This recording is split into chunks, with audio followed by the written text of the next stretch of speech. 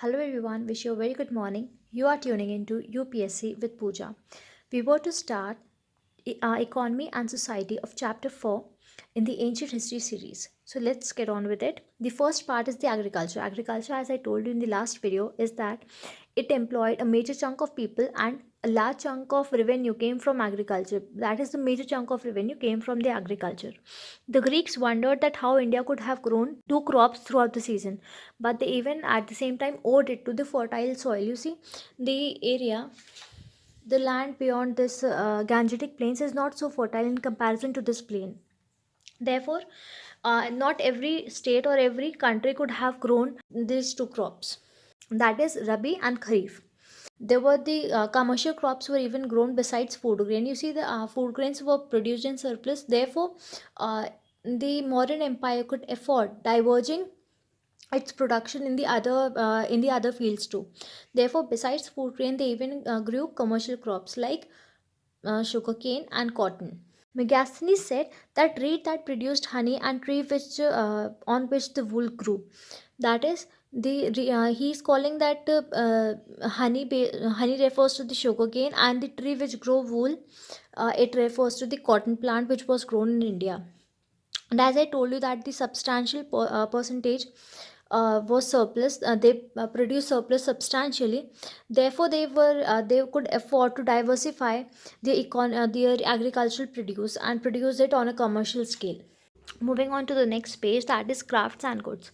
See, modern empire was a well-rounded empire and it was progressive in the terms of riches too. Therefore, these people could afford to splurge a bit. And therefore, besides the usual basics things that was utilitarian and functional, that is utensils and things like that, they were even spending on the luxurious and comfortable items and developing them on this large scale too.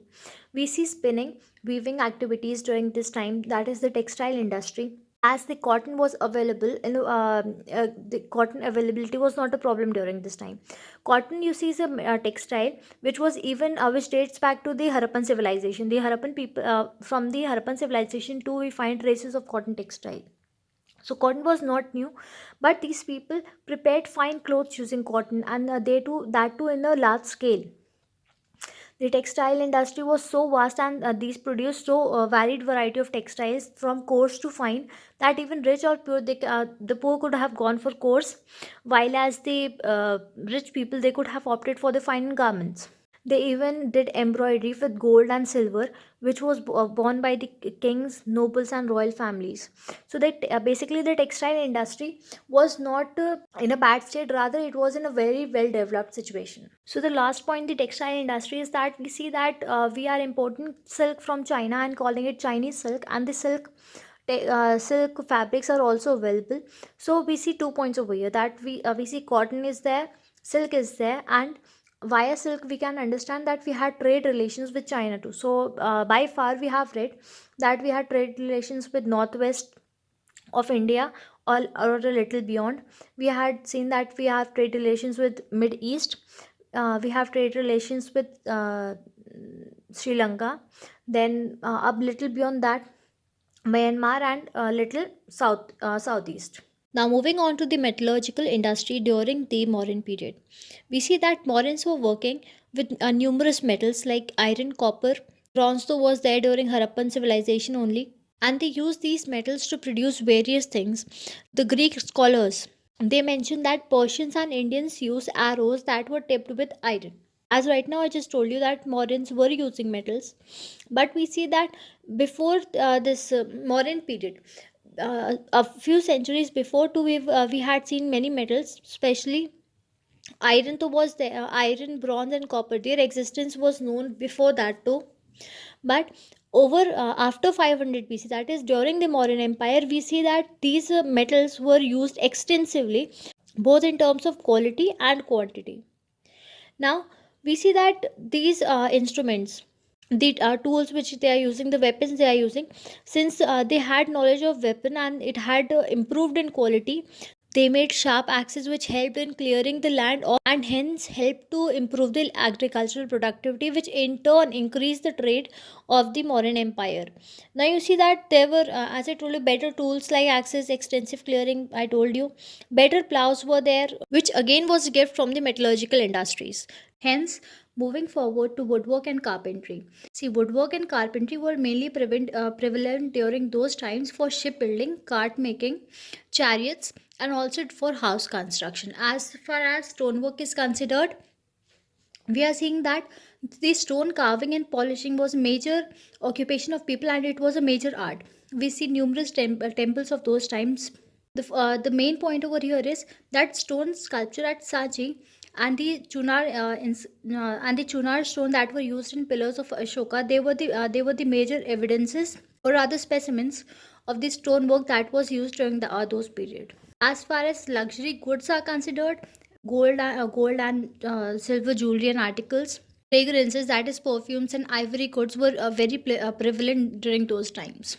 The other things that were used uh, commonly across the empire and also during the trade were the drugs and medicines, pottery, dyes, and gums. Why I'm listing all these things out and not writing or making you understand, because these are mere facts.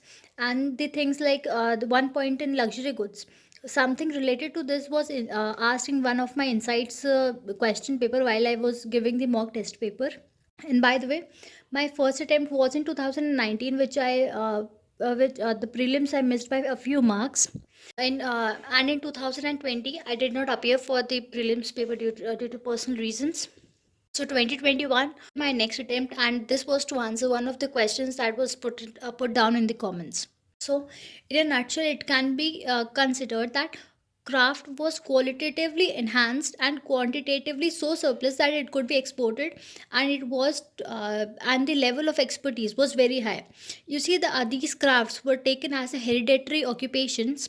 This the next point which I'm going to say is the one which was once asked in UPSC, the question regarding guilds.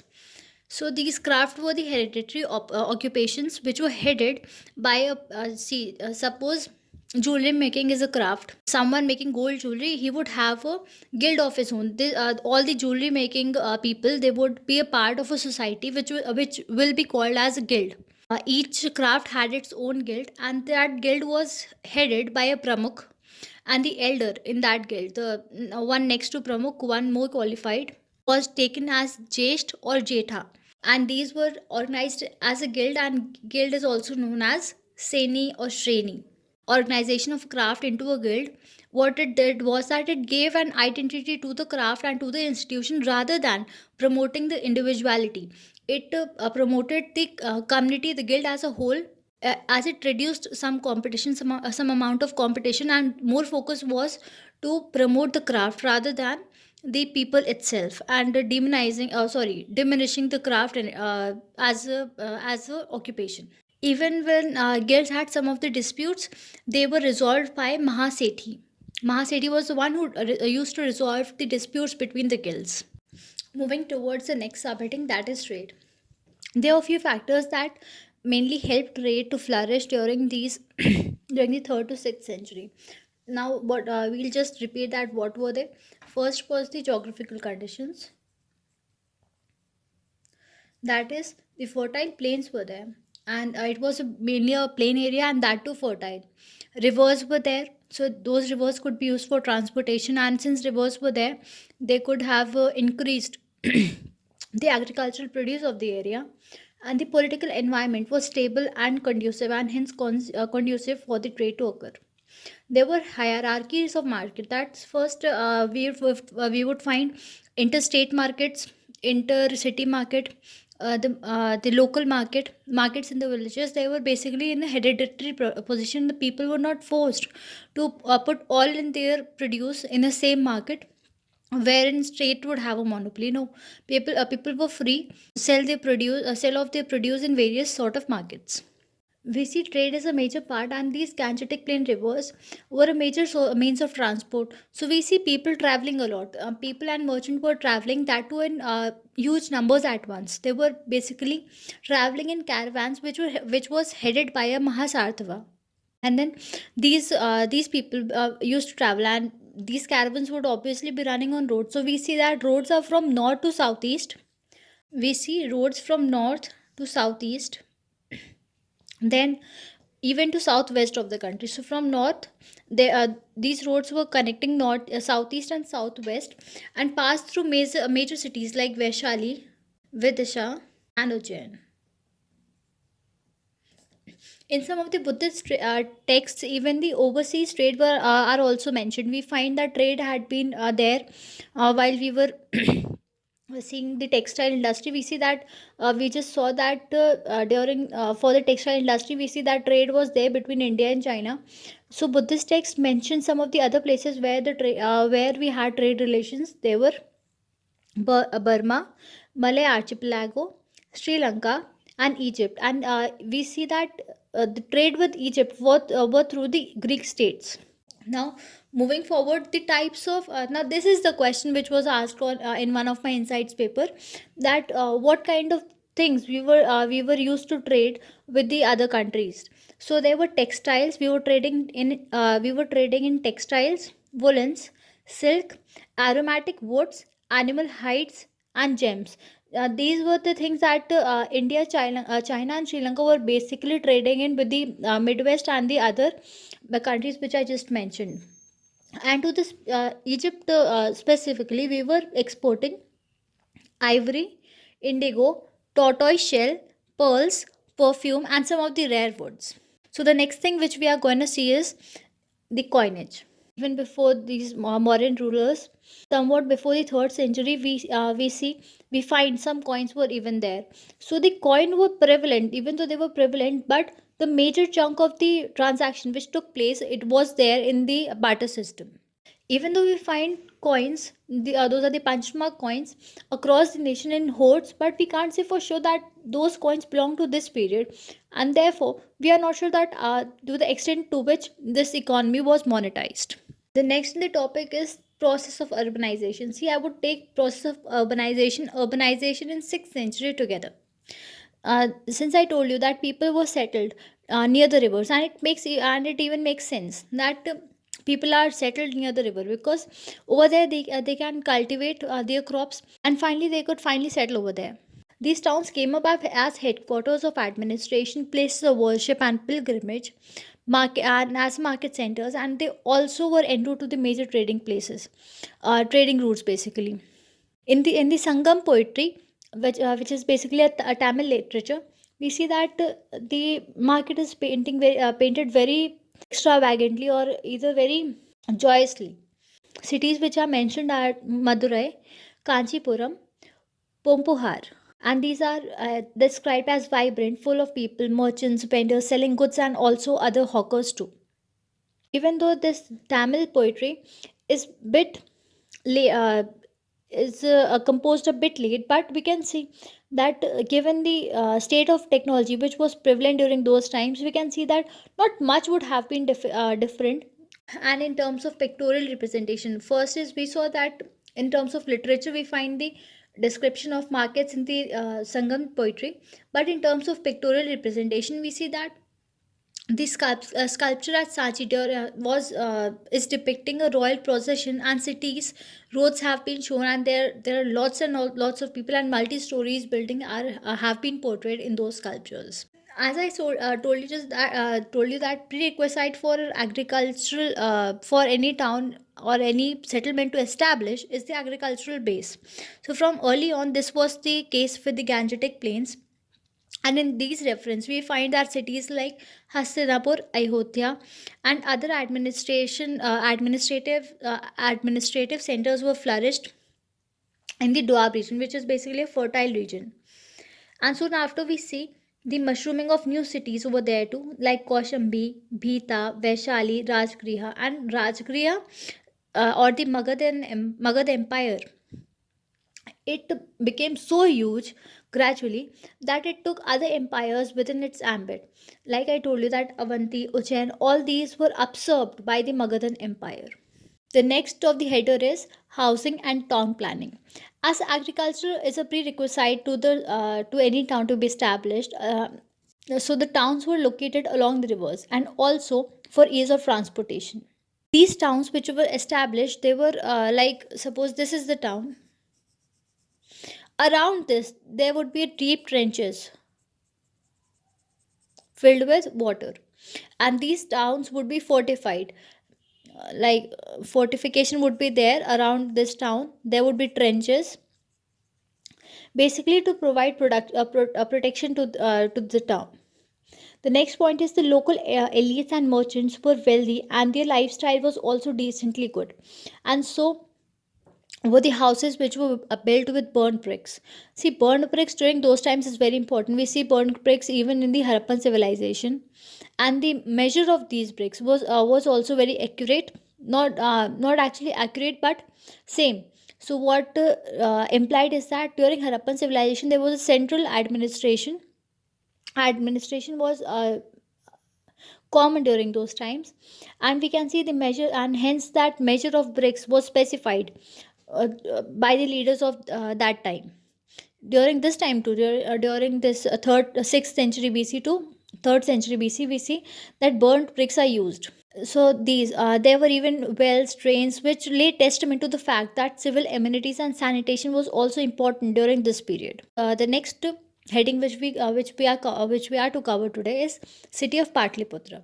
It was basically a capital of Mauryan Empire, and it lies in the confluence of Ganga and Son. And being a wealthy city owing to the Nandas. See, Nandas were basically ruling from Patliputra, so and they were rich. So this city of Patliputra is very important, that it carries forward from the ancient times. It makes it important and even culturally more sound. The city of Patliputra was fortified as usual. I told you that towns were fortified, and if towns were fortified, it definitely makes sense that the city would enhance its level of security to the next level. So this Patliputra was fortified as usual and had deep trenches that doubled as a drainage mechanism. The city of Patliputra again had trenches which had water, and this water was basically what it served as a drainage system for the city, and at the same time even provided the protection to the city. And its fortification had holes where arrows could be shot at. These The city which was fortified, city of Patliputra which was fortified, it had, if this is a wall, there would be holes for arrows to be shot at, and these arrows served as first line of defense during any attack. It had tens of gates to enter the city, and also the watchtowers. The city which was fortified, it has many gates, basically around 64. If I'm not wrong, it is 64. Those were the gates, and the watchtowers, the heightened watchtowers were erected to oversee the security of the city.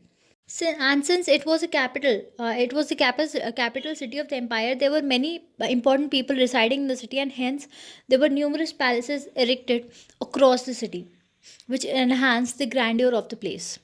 And this grandeur is further enhanced by Ashoka, who built throughout the city, the Patliputra, a few of the architectures of which multi-pillared hall, which I told you was inspired, is seen to be inspired by Darius. This multi-pillared hall was erected, which enhanced the beauty of the city again. The last heading of the day is, as I stated, that the sources are very limited and most of the literature didn't survive. But we find that Sanskrit literature, language and literature, which were enriched.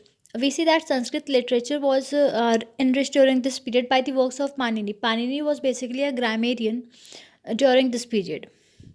And Katyayan, who was even the contemporary of Nandas, his work wrote a work that was basically a commentary on Panini's work. The main source, the main indigenous literary source that we find during this period, describing this period, are basically Buddhist and Jain texts that were basically written in Pali, and the Sanskrit texts too were written. We suppose that they were written, as we find mention the names of the names are of those Sanskrit texts are mentioned in the later work, but still we are not till now we have not been able to retrieve those texts. And the last point, which is important, even in the present context, it is important to realize that during this period, this the During this period, when there was a religious and cultural upsurge, we see that the people living in the empire of the empire during these a little over couple of centuries, they were basically a harmonious society with many cultures and religions coexisting naturally and harmoniously. That's all for today. There's one thing which I wish to add at the end of the video, since probably you have reached the end of the video, that these videos, I think that they are not being so much of benefit to the others, and hence I would like to end the series here from my side. But nonetheless, I would to see you off with the last piece of advice, which is most important, especially for art and culture, and even so for any other subject, any other exam too. Practice. Even if you don't read ancient and medieval, you would go through, sail through, because these I'm talking about UPSC particularly. You will sail through in prelims at least, because the cost benefit ratio is too less. The questions which are asked, they are not also many. So what you do is, even if you don't read it, if you don't find it interesting, just do one thing: take papers out for any two coaching institutes, previous papers, and practice as many questions as you get for these topics. But even so, if you would like some help from my side, you can comment down below. What I could do is that I could just underline my books as the PDFs are provided, and provide it in shorts, and you can read it just 1 or 2 pages per day. If you need me to do this, do comment down below. Thank you, and a very hearty big Christmas greetings from my side, and wish you all the best.